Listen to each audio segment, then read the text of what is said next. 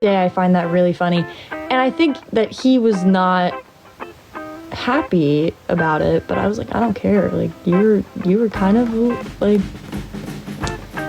you're kind of weird. And so I wrote about it. And I was like, yeah. I could have brought up that scenario, but I didn't write about that. That would have been really rude and mean and cruel, probably, to be like, just calling you out on this one night and whatever. I mean, there was multiple other nights where he had said some really crazy stuff, and I was like, and slowly I am losing interest. Just every time you open your mouth and say something stupid, like, that was not okay. I think the craziest one was him, like, going off and, like, talking to his friends in a certain way about me, and I was like, in front of my friends too. Like, he said it in, like, a classroom setting, and my friends are sitting there and they're like, yeah, that's a little weird, because, like, you're talking about her and we're right here, as if we're not gonna hear. And he got caught. Obviously, I talked to him about it. I was like, oh, that was, like, my first experience with, like, someone who was just such a big red flag, and I was just ignoring it. I was like, no, we're good friends, could possibly be more in the future. He's cool. No, he was not. He was not cool in the slightest. It was weird. But yeah. The red flags were soaring. That was like me with my ex. He was like walking red flag, and I ignored every single one. But you have to remember, I was 17. I was 17 at that time, and that was my first relationship. I had no relationship experience. I literally was just so happy that something finally happened with him, because I had had feelings for him for a long time. And it was just a weird experience. And he was just walking red flag. Just like, everybody saw it. Except, like, maybe, like, my mom, my best friend, and, like, two people that, like, I grew up with that knew this person, were like, no, like, they were like, no, like, that we love this for you. But then everyone else is like, just letting you know, these are some stories about him. And I'm like, what? No, what? No, not him. Could never.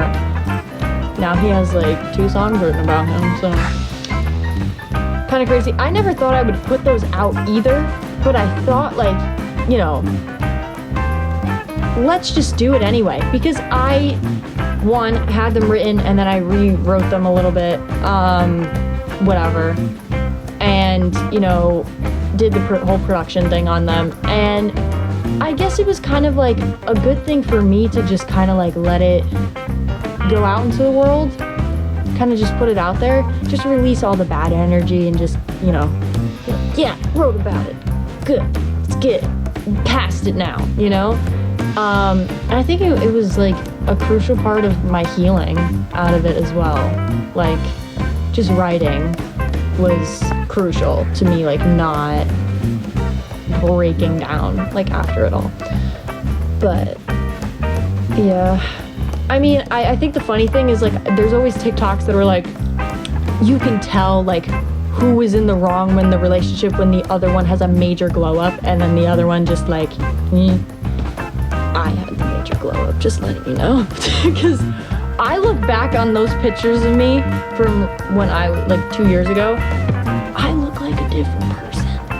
Like, I don't recognize myself. Like, if I saw that person walking down the street, I wouldn't know who that was. And that's just me being honest. Like, I wouldn't. And, like, my mom is like, no, you're being, like, dramatic. And then I'll show it to my friends, and I'm like, you were friends with her, but she is not me. Like, you know what I mean? Like, we are not the same person. But that was me 2 years ago. I looked very different. My whole aesthetic was very different. My personality, not so much. I've always been the same. But look-wise, very different. Dark hair. I mean, I had no fashion sense. I mean, I always had Pinterest boards and things I wanted to do with my fashion, but I just never invested in it until I started to. And then it just kind of went from there. And the makeup, no, I don't even want to talk about it. It was the big eyeliner era. So I wore like my mascara with like my very lifted eyelashes because of my eyelash curler. And then I would put like, I'd have eyeliner on every single day. And not that it looked bad, like I knew what I was doing, but the fact that I wore it every single day just kind of threw me off. I was like, what is this? It was just kind of crazy, like looking back on that. I'm like, wow, totally different person. Yeah, I vent with all my songs. I kind of just write about all my feelings and things I've gone through, and whether it's good or bad. It's kind of like therapy a little bit. But that's what's so great about songwriting, is you just get to do that. It's like, here you go. Here's a little trauma dump for you, and oh wait, you can relate, here you go. Enjoy. Or it's like a good dump, like it's a good like story to be told, and it's fun, and it's like, oh, a little love story, or I love my best friend, or or it's just a flat out trauma dump,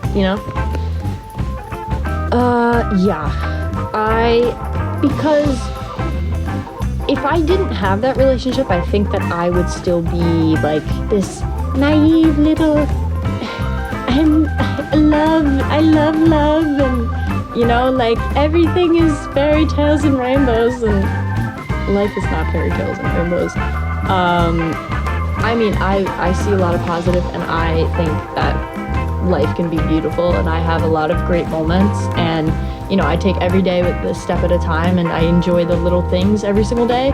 But at that point, I was wearing rose-colored glasses, and I was ignoring every single red flag in my life, whether it was from a guy or like some of my friends who were just fake. And I ignored it because I was like, well, at least I have people, No, that's not good. Like, why are you, like, I was surrounding myself with people who were sabotaging me in a way because they didn't like me all that much and kind of were doing it on purpose, which is crazy. And the second I got away from those types of people and started focusing on people who I enjoyed being around and they enjoyed my company, and we, made the time to connect with each other, that's when I started to become happier. Because I think at that point I was just pretending like, yeah, having like 100 friends is great, like that's exaggerating it, but like a huge circle of people who just were really fake. So I did a lot of growing in the last 2 years, and I think that it was for the better, but I definitely wouldn't have grown as a person if it wasn't for that relationship experience.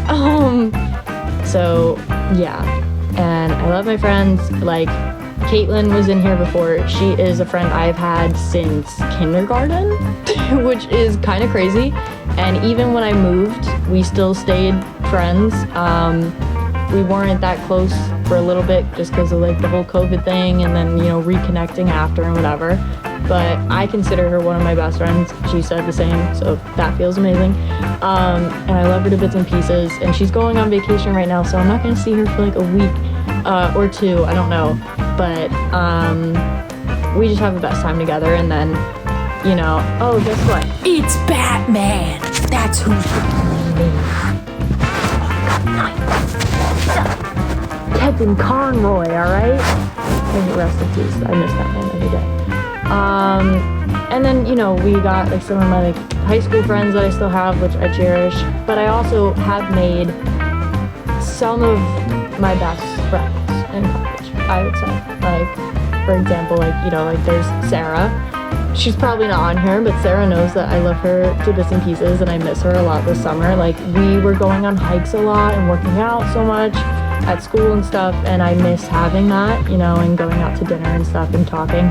And then there's Megan, who we just went to a concert when we got home, then I was at her house like for the past like 2 weekends, just hanging out, having a movie night, you know, playing board games. Like, it's just like, she is literally one of my favorite people that I met, and I'm so grateful for that, because I don't honestly, like, she just makes life fun, and I don't know what I would do without her.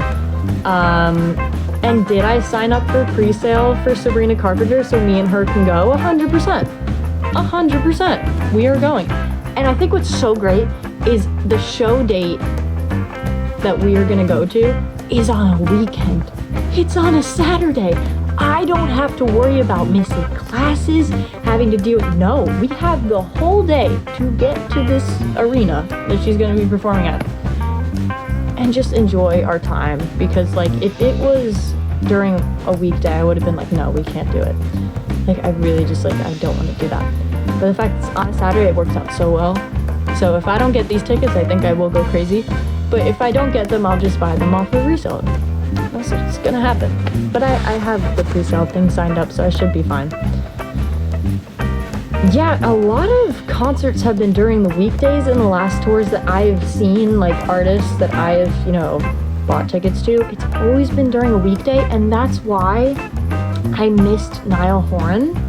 He had 2 show dates, like where I stay, you know, with my family and whatever, back to back, and I had work both days. I couldn't take off. And because I was already taking off for the wedding, like, today, and I just was so devastated because the tickets were so cheap, too. I was like, are you kidding me? So, Niall, I missed you. And I had a sign made, too, because I was like, I had a little bit of hope. I was like, hopefully I can go. No, I didn't go. So, yeah, quite upsetting.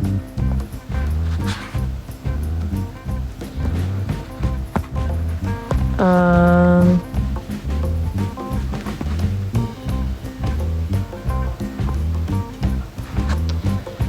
don't know. From what